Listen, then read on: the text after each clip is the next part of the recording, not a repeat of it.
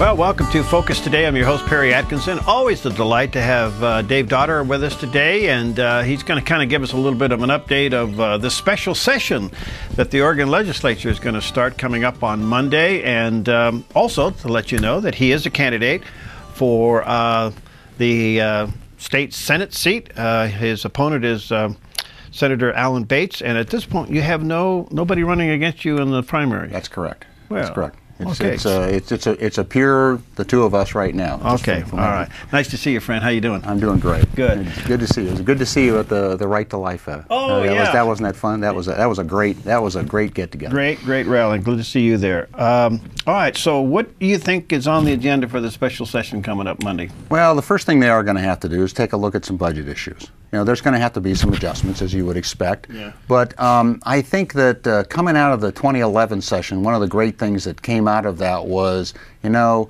even the liberals came to understand that you need to hold some money in reserve. So even when they were in charge this last time, there was some people in the liberal establishment that were smart to say, you know, we really do need that conservative idea of keeping some money in reserve is pretty nice, and so they did. And so I think that'll be taken care of pretty quickly. So that'll have to be taken care of. But now we're getting into, you know, the governor wants to bring back up the Columbia River crossing, and pushing for that. There is a gun bill that's going to be coming up also. And it's going to be interesting to see how that one plays out. So again, there's going to be some issues, and you know, I guess what I find very interesting about this is these little short sessions were sold to the people of Oregon as mid-course corrections things. And if you start to see what's happening here, they're starting to be, now wait a minute, this is just another opportunity to bring up I didn't get this passed in the last session, so here's my agenda and I'll push it. Well, that's really not what the sessions were designed for. This is the second of the approved special sessions. Correct. So in the first one, how many items were on the agenda and how many got passed? Do you remember? You know what? I don't have but the sense though was, I mean, I'm kind of thinking back to it because it was bipartisan. Right. Remember, we had that evenly divided and everything. You actually got some things done. You actually got some things done, right, and because it was that way, it was, you know, the two parties had to sit down and say, well, what's important to you and what's important to me? You know, I don't want to go there, and so they didn't go there. And they said, well, what can we actually get done? And actually, when you only have a month to hold committee meetings and work through this, you know, the legislative process is burdensome, and it should be. Let me ask you this quickly. I know the governor is considering this bridge over the Columbia River, and Washington State wants nothing to do with it. Right. Question number one, is there any money to even consider this? Well, you know, Perry. Okay, the answer is no. Okay, we have some footage on that. Well, you know, well, not only that, and the relevancy of your question is what? Yeah, zero. Okay. Well, the only thing I just want to give you an idea when you go up there, if this comes on the table. Yeah. And I know that they think, well, we'll just turn it into a toll bridge. I think what you ought to do is this: you toll everybody that doesn't have an Oregon plate. If you have an Oregon plate, you go over that bridge free. But if you don't have an Oregon plate, you pay. Okay. You know, all those people from California and Washington going over that bridge. You know what? Okay. You know what? We should put that on the table as an option. I think you should. Absolutely. Because if we're going to take the initiative and somehow come up with the money and then ask the feds to help us do this, I mean, it's ridiculous this whole thing is. And I understand there is a need for it. But let's say it moves forward. Then say, okay, anybody that does not have an Oregon plate pays. Yeah. Pays a toll. Yeah. And it would be interesting to see the legal challenges to that, and that would create all kinds of issues. Great. You know, that's why we have courts. That's right. Put it in front of the court and see where they go with that. But you're right. You know what? It makes sense and it won't go anywhere. Let me ask you this. Cover Oregon is a mess. And the governor's out trying to get reelected. Now, that's a whole nother issue. But any hope for Cover Oregon? Can this thing be turned around?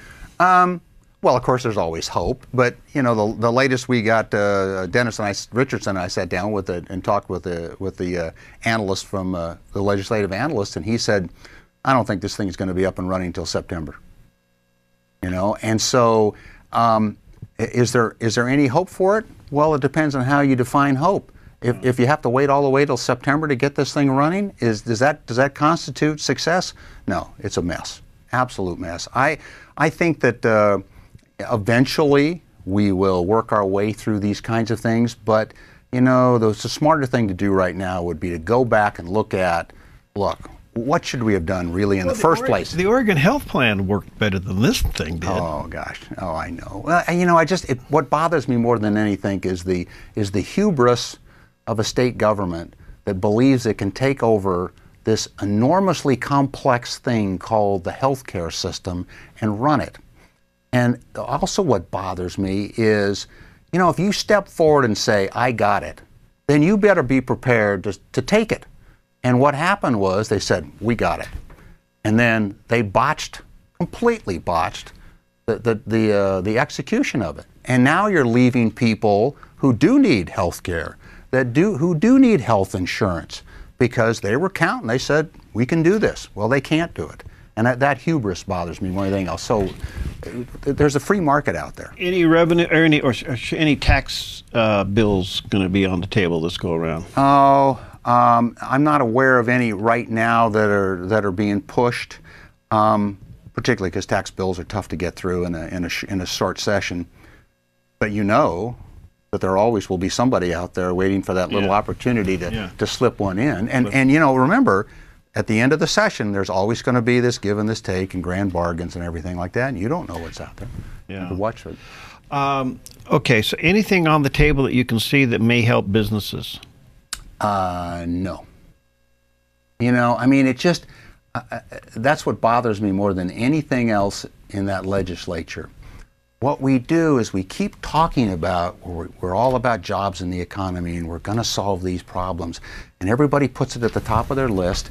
And then when they sit down and they put up together their legislative agenda, they never make that one of their priorities. It's all the other little bills, like a gun bill or all these housekeeping kinds of things that really don't address the larger issues. And so that's disturbed me all along. And my view is that every bill that you put in front of the legislature should be looked at in the prism of what does this mean for jobs. Mm-hmm. And if you look at it that way, then it helps out a lot. But in terms of a legislative agenda, I haven't seen anything on that. All right, so what are you going to do up there? What are you going to be looking for yourself? You're snooping around up there. Well, I'm gonna continue as the strategic budget analyst for both of the House and Senate Republican caucuses, and so they're relying on me to do that analysis for them and looking for those kinds of things. And more than anything else, what I'm looking for is the connection between not just the budget itself, but what does the budget mean to what we're trying to accomplish.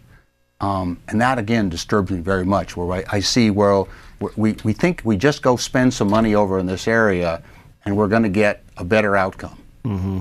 And that just isn't true. We all know that. But for some reason, the legislature hasn't quite figured that out. All right, so the Oregon legislature goes into session Monday. It's for, what, 35 days? 35 days. And they can't go over that? That's correct. So they have to gavel at the 35th day? Yeah, so it'll be into the first week of March, and then they'll gavel out. And again, it's meant to be a course correction. I think the people of Oregon were wise to put this into the Constitution. However, I still hear people say, well, you know, maybe we ought to have a full-time legislature. And I go, you know, don't ask for that. No, you do not want that. That is one of the great things I do see up there. You do see citizen legislators, and it's a part-time legislature, and that's good. Yeah. Is the governor expected to be around? Yes.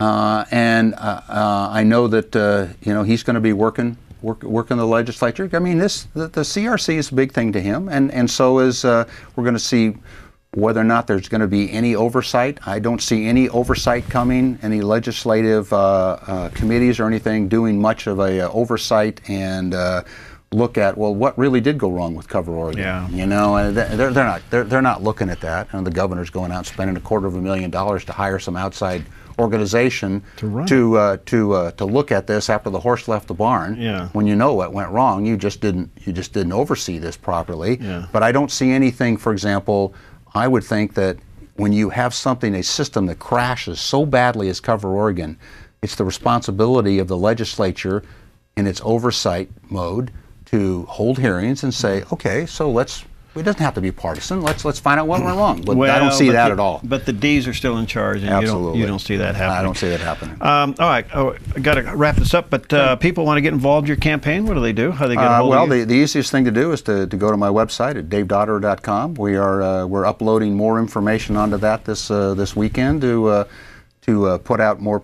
my policy positions, and there's all kinds of places you can get involved. And I just might add, he's got this unique role where you are the liaison between the House and the Senate Republican caucuses on budget issues, which is really a respectable thing for you to be involved in that at that level, because you're actually involved, and you have been for a couple of sessions now. Right, yeah. So this guy's on top of it. Thanks, man. Best to you. Thank you. Hey, call in when you're up there, would you? I will do that. Or Skype in or something. We'll do that. We'll do that. Yeah, we want to get you in. Okay, we'll be right back. Hi, I'm Paulina, and I work at theDove TV. Did you know that when you support theDove TV, you have a profound impact, not only in our community, but around the world? It's your continued support that takes the inspiration and hope in the programs we produce and makes them available to the thousands of people who are watching these videos online every week. Help bring encouragement and hope to our valley and beyond by making a secure online donation today at our website, thedove.us.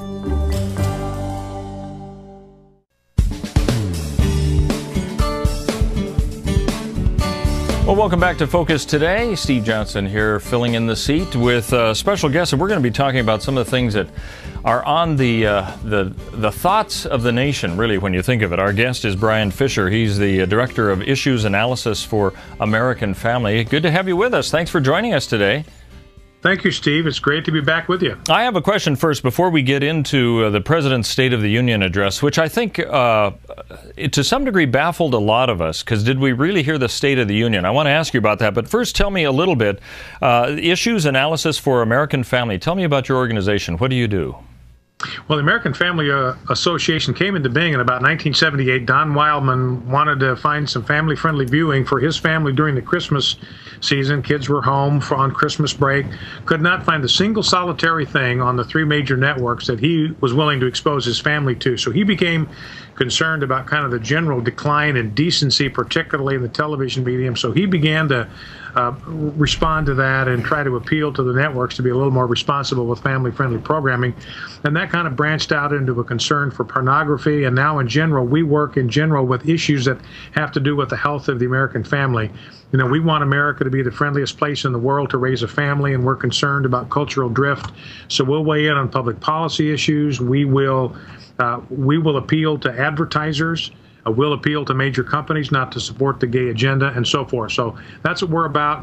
The bottom line is we really want to bring America back to the Judeo-Christian values on which this nation was founded, to call America back to that. We think that would be good, and that's the only way America's got a future. Okay. Well, I appreciate the summary. That's good to have the basis of all of that. Okay, so this State of the Union address, I think our recent ones have kind of drifted from what they used to be. I have a feeling if we went back to FDR and Truman and some of those, they were mostly the State of the Union. Where are we at? Where do we need to go? And this one didn't seem to have a whole lot of oomph behind it, except in some areas that I think probably organizations like yours is very concerned with. Give me an overall view. What did you think? What was your take back when you turned the TV off after watching it? What did you think of this latest State of the Union address? Well, I think it was fairly typical for this president. It was more of a campaign speech than a status report on the health and condition of the union. And the reality is the state of our union right now, Steve, is not strong. We are not united. We are very divided. A recent poll I saw, I think it was Gallup, indicate that 68% of the American people thinks that the United States is on the wrong track. I think the president knows that. He knows his policies have not worked. And, you know, the bottom line, when you have the president listen to him talk for an hour about all of the problems that we have in America, well, really, this is 5 years into his presidency. So in one sense, President Obama was really campaigning against himself. He was telling the American people, look, we've got to spend the next 3 years cleaning up the mess that I have created over the last 5. So it was kind of an admission, I thought, on his part, of a pretty much abject failure on what he's tried to do in the last 5 years. I was struck looking at the left-wing media, how they responded, how tepid they thought this speech was, how it lacked energy. You used the word oomph. And repeatedly they said there was no energy here, there was no a passion here. Democrats are running from this president. Several Democrats that are running for re-election in the Senate were asked after the State of the Union speech, do you want President Obama campaigning for you? Mark Begich in Alaska, Mark Pryor down in Arkansas, Mark Udall in Colorado, and all of them said no. Basically, you parse what they were saying. I don't want this president anywhere near me when it comes up to re-election, because Obamacare is the major accomplishment of his first term in office, and that's a complete and utter total disaster. I heard you talking about what's happening in Oregon, before you brought me on. That's a total and utter disaster. Oregon spending, what, $300 million, and I don't know what the enrollee numbers are up to now, but it's a pretty dismal report. So, his signature piece of legislation has turned out to be catastrophic in its failure. So it's very little for him to run on. So there's an opportunity, I think, for the Republican Party, if they will send a strong conservative message. It's a possibility they could even take control of the Senate in November if they're smart. Now, that'll be a very interesting thing to see take place if it does, because you're right, there's 5 or 6 seats that have been targeted there in the Senate. We'll have to see how that works out. For a lame duck president, when he does the State of the Union, I think that's a little different than when they're taking the job at the very beginning.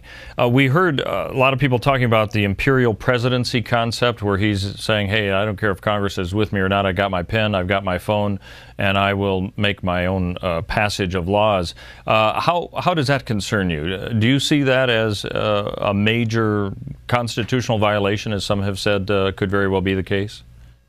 Well, I think this ought to be of enormous concern to all Americans, especially Americans that love liberty and love freedom and love our Constitution, because he's really arrogating to himself what amount to dictatorial powers here, because he is dictating to the American people in ways that he has no constitutional or moral authority to do.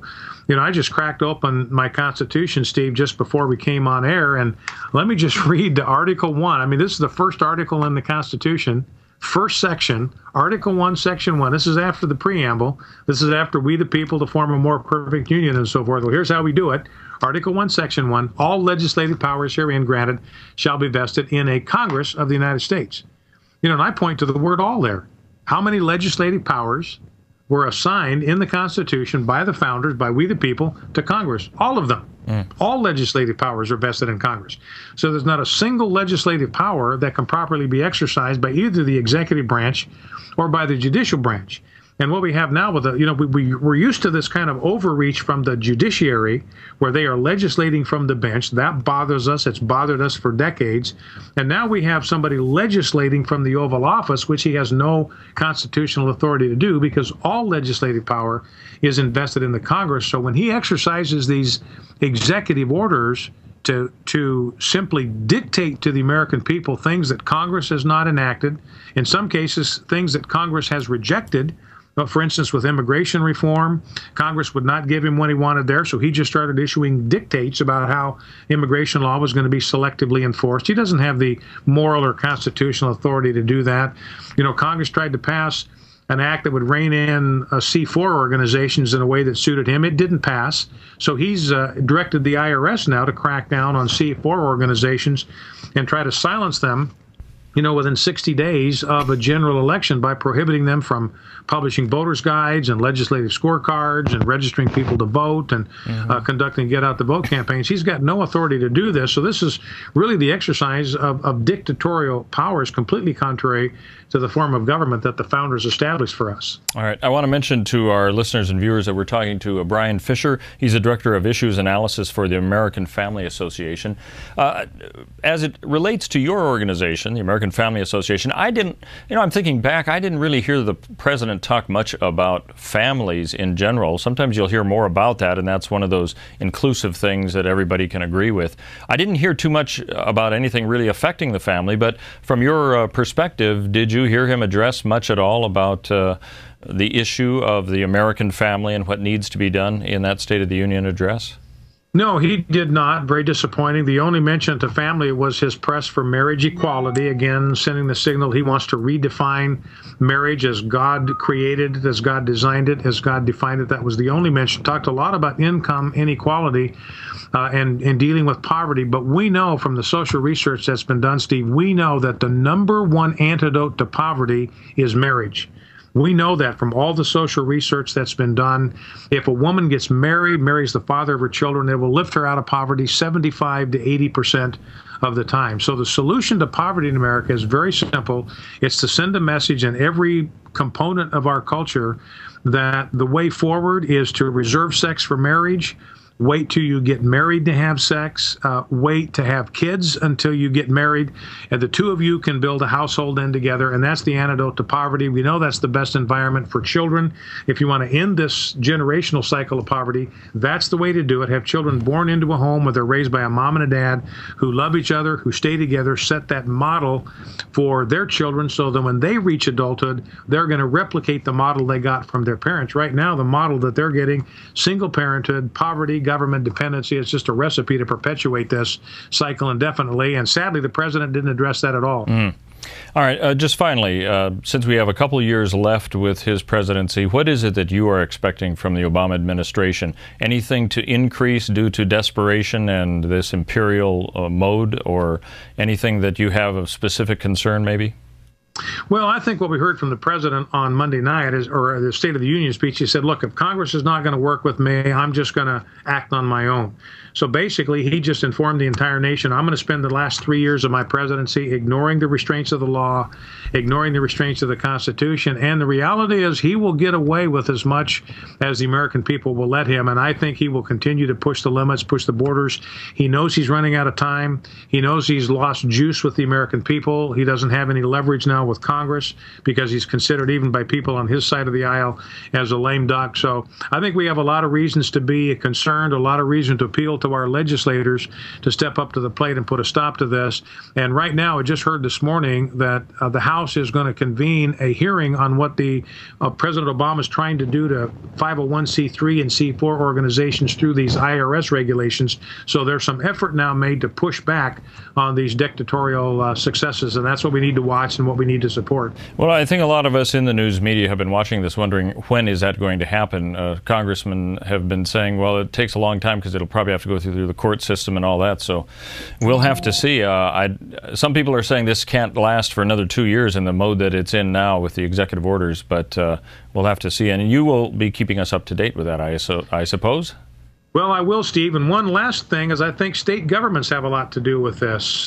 They can resist some of these unconstitutional orders from the federal government. For instance, on marriage, I would like to see states that have constitutional amendments that prohibit the recognition of same-sex marriage simply defy a federal ruling that tells them they have to recognize it. They say, no, we don't. We're not going to allow our county clerks to issue marriage licenses to same-sex couples because the people of this state have defined marriage, and we're going to protect it, and we're going to recognize the will of the people. We're going to uphold the law and uphold our state constitution. So there are other ways that this problem can be dealt with. All right. Okay. Well, thanks for being with us. Bryan Fischer, he's the Director of Issues Analysis for the American Family Association. Thank you. Appreciate that. You're welcome, Steve. Always good to be with you. All right. I'll tell you what, coming up, we're going to be talking, going to the legislative side of things in Oregon and talk about the upcoming special session that's going to be held on Monday with one of our state representatives. So stay tuned for that coming up on Focus Today. Hi, I'm Daniel and I work at theDove TV. You know, compared to Portland, Seattle, and LA, Medford might be considered a small market, but at theDove, we're excited about the opportunity to make a big impact right here in our community. And you help make that happen. Did you know that more than 90% of our income comes from people like you? You can help us now by making a secure online donation at our website, thedove.us, or by phoning 541-776-5368.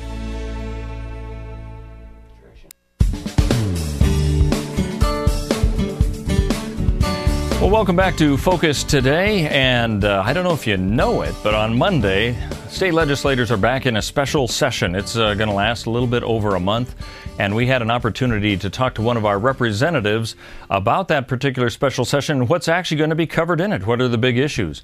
So here's our discussion with Representative Republican Sal Esquivel. Well, Sal, appreciate you stopping by before your next legislative super session coming up on Monday. Give us an idea. There are special sessions that happen, and they have a specific agenda item, but I'm looking at it, and I'm seeing a whole list of things that you could be covering on this special session on Monday. Is this a potpourri, or is this a focused event, do you think? Well, it's a 35, first of all, it's only 35 days long. So you really can't get into real major policy issues in that short period of time. I think that and I believe that each legislator has 2 bills they can submit on the House side. I think the Senate has a different set of rules, and each committee has 3 or 5 bills, but they're very limited number. But they'll be all over the board. Does that make it easier or harder when you're trying to work through all this? Well, I think it makes it easier because everyone understands that you can't have anything like if we wanted to revamp the medical marijuana, let's say. Chances are in 35 days you're not going to do that. It took us 4 years ago, it took us a complete 5-month session, and we still didn't get it done. So I doubt if we can clear that in 35 days. And you don't have anything as big as PERS this time around, do you? No, we do not. Okay. But we do have some small adjustments in the budget, but it doesn't seem to be a big issue. I think the ones that will be talked about is there's one bill that's in. We had the grand bargain. You remember that in the special session. And part of that bill was that the C corporations in the state of Oregon were not going to get a tax reduction. They'd stay right where they're at from 67, 66, 67. And the other part of it was that small businesses received a tax credit, which was very good. Well, we have one legislator up there, a Democrat from the coast, that believes that that was too much to give to him, so now he has a bill in to retract some of that. And now I read a little bit about that, and I'm wondering, I can't imagine the Republicans are for that at all, to rescind tax benefits for small businesses. Does this have much of a chance of going forward? I don't think it has any chance at all. So. Why is this even being brought up at this time where companies are still trying to recover? Why would this be brought up? Well, it's probably because there's never enough money, according to some people, even though there's plenty of it. And you don't think this has much of a chance at all? Then? I don't believe so, because I believe they have to have 36 to pass it, and I don't believe you'll get that in the House. Okay. Now, there's a whole lot of stuff. Let me just go through a few of the bills, including the one that you just mentioned. There's also the Columbia I-5 bridge issue that's very interesting. Changes possibly in the lottery, and some education. Education is always there. Changes in the lottery, I think, have to do with veterans. Is that right? Okay, yeah, I saw that. I think that's what that is. There's one bill that could be brought up to enact responsible gambling policies I was reading about, and I thought, I don't even know what that ends up being. I'm not familiar with that one. All right. I'm familiar with the one through the Veterans Committee that was going to allocate and allow the lottery to have a specific scratch game for veterans, and the proceeds to go to the veterans. There's also a effort right now to get enough signatures to put on the ballot to allow 5% of all the lottery to go to the Oregon Veterans Affairs, so we can take care of our veterans. What do you think about that? I think it's fine. I mean, we spend it on parks, we spend it on this and that, economic development, so on and so forth. And, you know, if we're going to start and get involved in wars, we need to take care of those people when they come home. They wrote the check. They wrote the blank check, so we need to take care of them. One of the big issues, I think probably farther north you get, the more interest it is. I don't know how much interest there has been down here on this, but it's going to affect taxpayers everywhere, and that has to do with what to do about the Columbia Bridge now that Washington says they're not going to help pay for it all. And I know the governor has this on his agenda issue list. Is this something that Oregon can go alone, do you think, and solve this problem of an aging bridge that needs to be fixed? Well, it's to me, it's not justifiable to build a bridge into some other state that doesn't want it. The people in Vancouver, they don't want the light rail that's attached to it. They've dropped that bridge 60-some feet in order to accommodate this light rail, in order to get $800 million from the federal government for the rail. So if the people in Vancouver don't want it, if you curtail the amount of space to go underneath the bridge, why did you build it? Let's build it right the first place, otherwise don't build it at all. And it's $2.8 billion, which I find interesting since, first of all, it started about 3.6, I think, 3.7 billion. So I'm not sure where that money's floating around. But the problem that I see is that they're planning on doing this all on tolls. Right. Yeah. And if that's the case, what about the bleed over into 205? Because there's some people that's not going to be able to, or want to pay that toll. And that's the Highway 205 is what Correct. you're talking about, yeah. Well, and then the other issue has been, of course, how do you get Washington drivers coming south to pay for it, and would they, and how that works? I mean, I imagine there's some is there a battle ahead on this issue, do you think? I mean, doesn't something have to be done about this bridge anyway? Well, there has to be something must be done, but if we're going to do it, let's do it correctly. I don't see the need for the rail. If Vancouver doesn't want the rail, they don't want the rail, and they've been very adamant about it.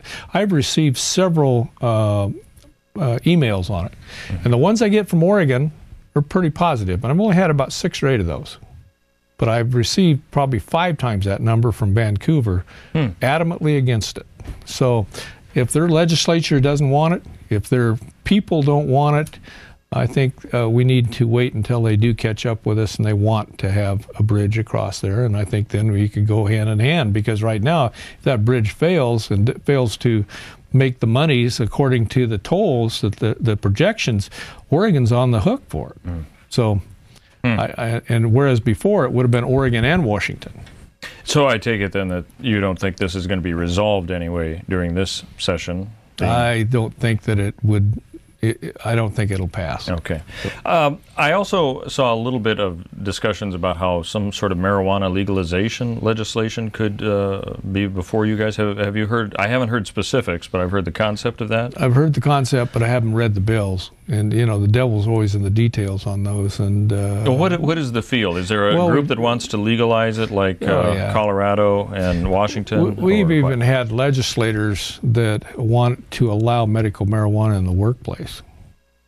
That it's okay to go ahead and smoke marijuana in the workplace. And I think that's probably going a little overboard. But I think that in order to recap that to its original state, because it's blown completely out of where we voted for it. When we voted for it, I believe it was 4 ounces of possession. Today, it's 1.5 pounds for the end user, 1.5 pounds for the provider, and 1.5 pounds for the grower. So it's 4.5 pounds. And that's a lot different than 4 ounces. Well, do you see then some sort of a battle that could be along party lines on whatever issue is brought up about legalizing marijuana? I don't think it's along party lines. I think it's more of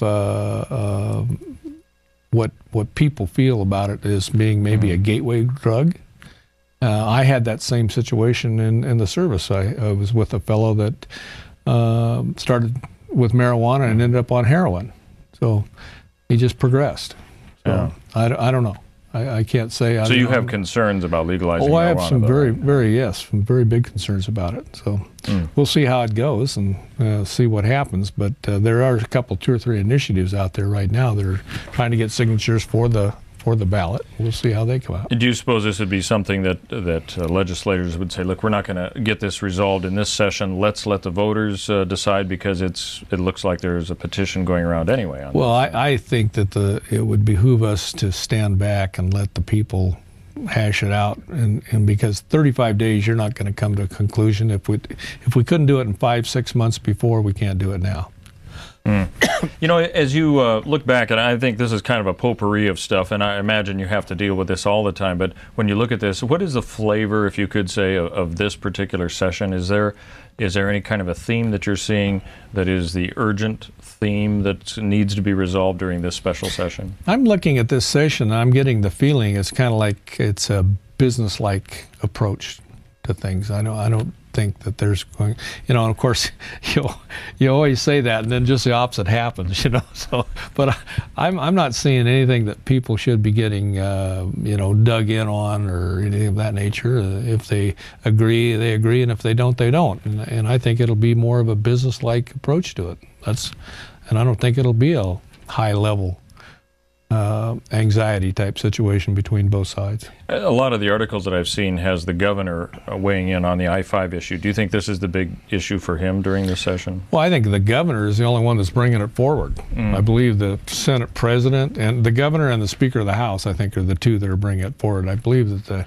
the Senate president has made the statement that Washington needs to be the one to start the process again. And I just think it is something that they want. I don't want to put Oregon $2.8 billion in the hole either. Yeah. So we're already about $10 billion in the hole with our borrowing anyway, so therefore I don't think that we should be clipping in another $3 billion. You know, normally state legislatures kind of work amongst themselves, don't necessarily have to work with other states. Is this one of the first times that you've had to work with perhaps Washington legislators on a joint issue like this? Well, yeah, to my knowledge it is. We've done things with wildlife, things of this nature, you know, on the Columbia, because the middle of the Columbia is the state line. Yeah. And anytime you start building something, I know I would want the state of Washington to be working with us if they're building something in Oregon. Yeah. And I'm just thinking, well, they must have the same feeling that we would, and I'm not even sure it's legal. So. Yeah. Were you surprised when the legislature there decided not to fund that bridge?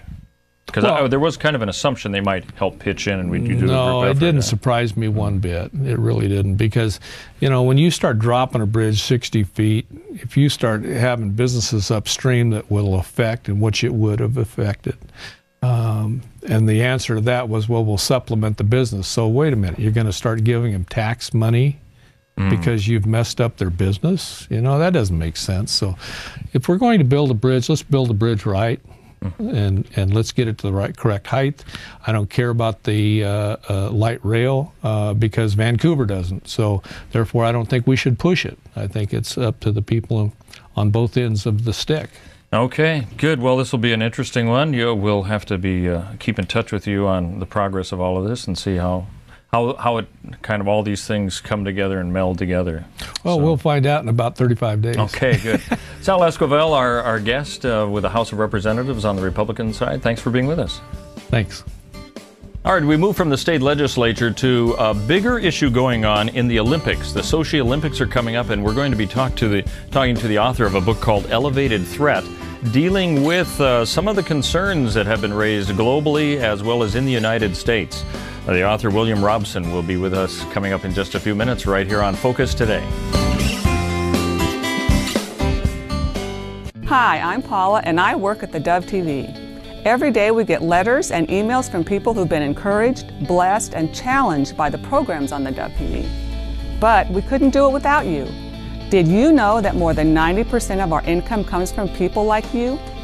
You can help us continue to bring inspiration and hope to our community by making a secure online donation at our website, thedove.us, or call us at 541-776-5368.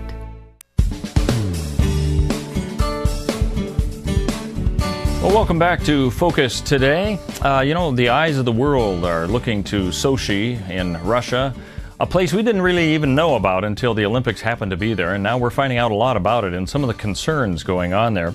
Our guest with us is William Robson.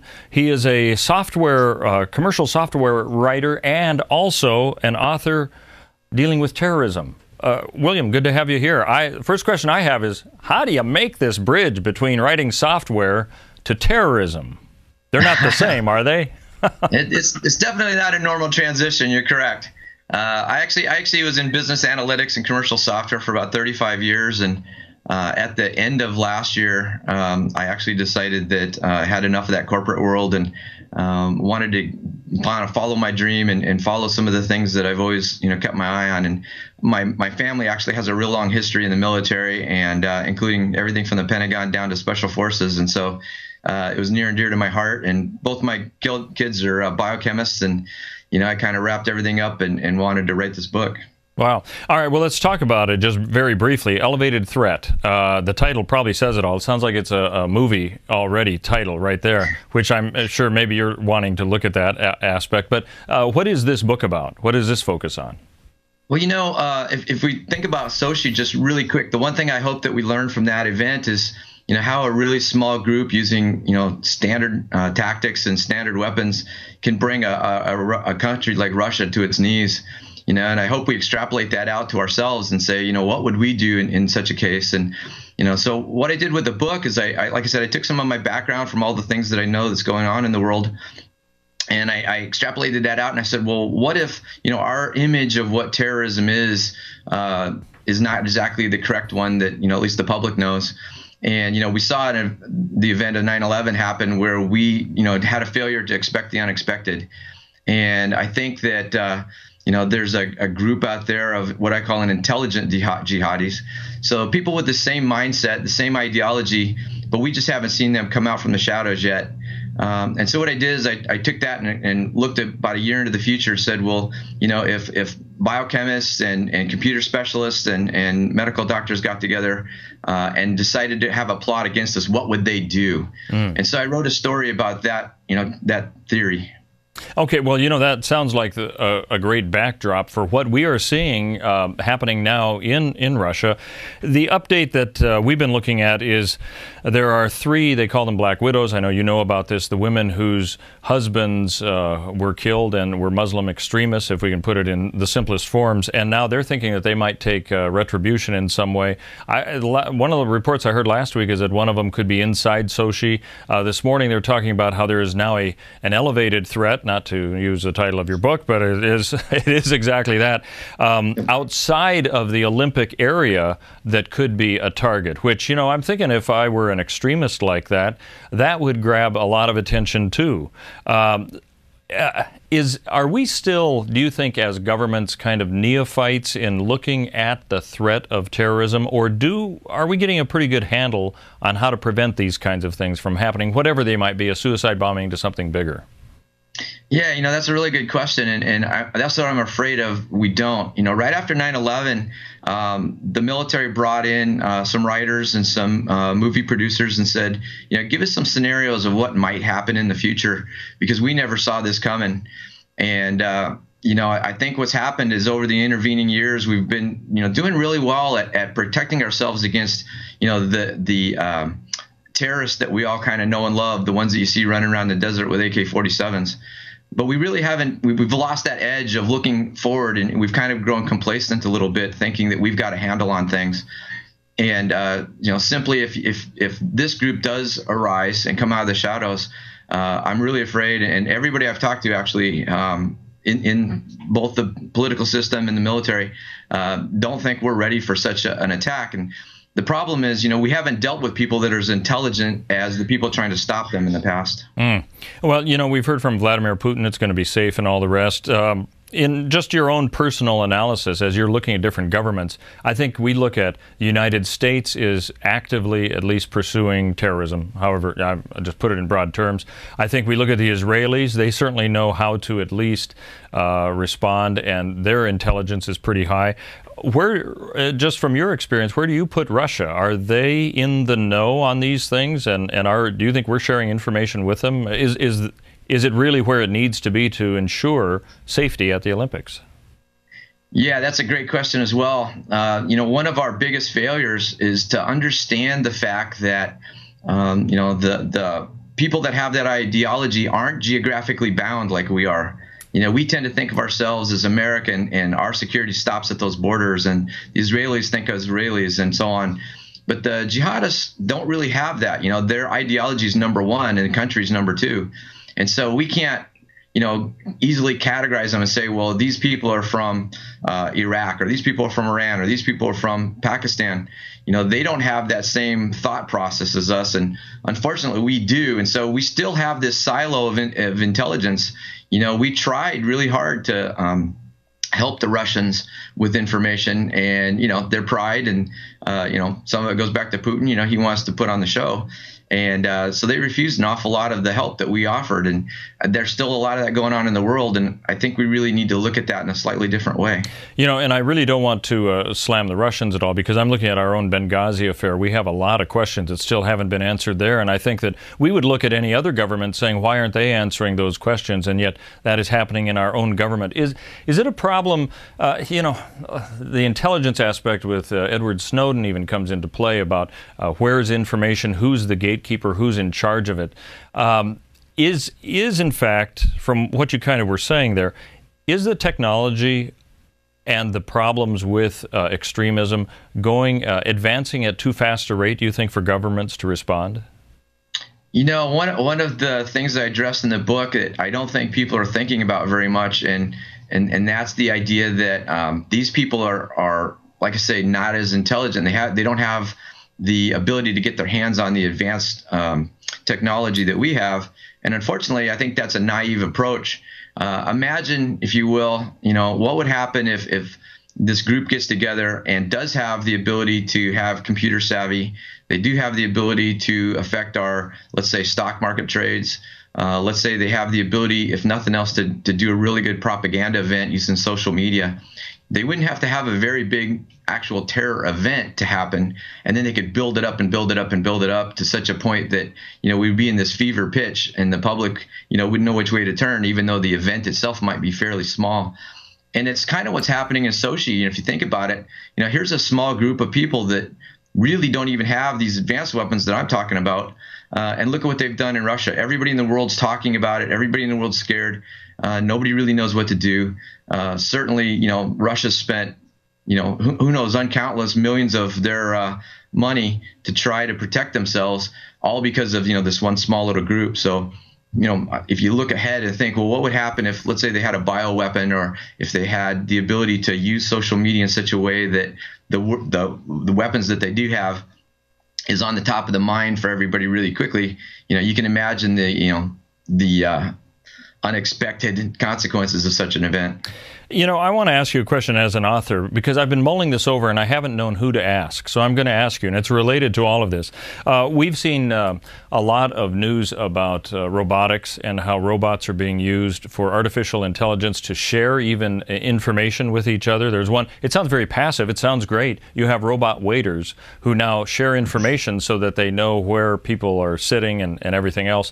And there's always a downside to all of this. I think of Enemy of the State with Gene Hackman and you know, some of these movies that are a little bit older, iRobot, as I mentioned, we're seeing that becoming reality. And the question I have is, for an author like yourself of Elevated Threat, is this almost, are these guidebooks almost that people are using, or do you have an insight into what will be happening, do you think? And then it does, because you talked about this symposium with authors, and there's a reason why security people would do that.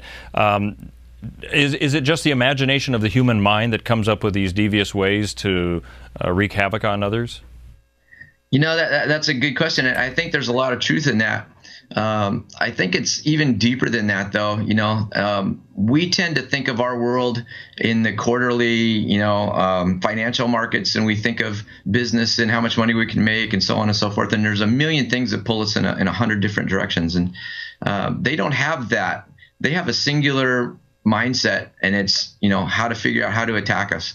And so they don't have a political system that's telling them that's not correct. They don't have something that tells them, you know, doing something a certain way, you know, is invalid. They just keep trying things till they find one that works. And, you know, I mean, whoever thought in a million years that people would be willing to strap a bomb on their own personal chest and walk down the street? I mean, it just almost seems out of the ordinary. And so I think, you know, the military is very regimented, and the politicians, of course, you know, have their own way. But, you know, we're so busy thinking in a logical straight line, and they're thinking in every direction you can imagine. And so if an opportunity presents itself, they'll follow it. And so I think the idea of getting writers and people together that are creative and can kind of, like I say, expect that unexpected, or, you know, what would somebody think of to do, you know, they're following that same path because they don't care which direction it goes. They only care about the result. Amazing. Well, who knows, maybe you'll be at one of the National Security Agency meetings and get a summons to say, we'd like to talk to you.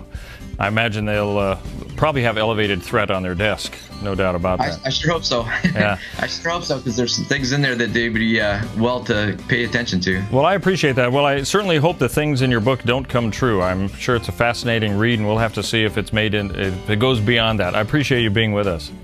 Thank you for having me on. All right, William Robson, the author of Elevated Threat, talking a little bit about what we're expecting as a possible scenario. Let's hope it doesn't happen in the Sochi Olympics, but of course the threat of terrorism is in front of us, and of course we'll keep you up to date with the latest on that front as well. Thanks for joining us on Focus Today. Hi, I'm Jim, and I work at theDove TV.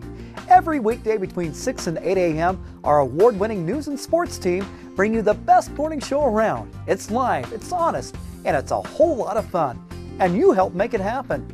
Did you know that more than 90% of our income comes from people like you? You can help us continue to air local programs that share your voice by making a secure online donation at our website, thedove.us.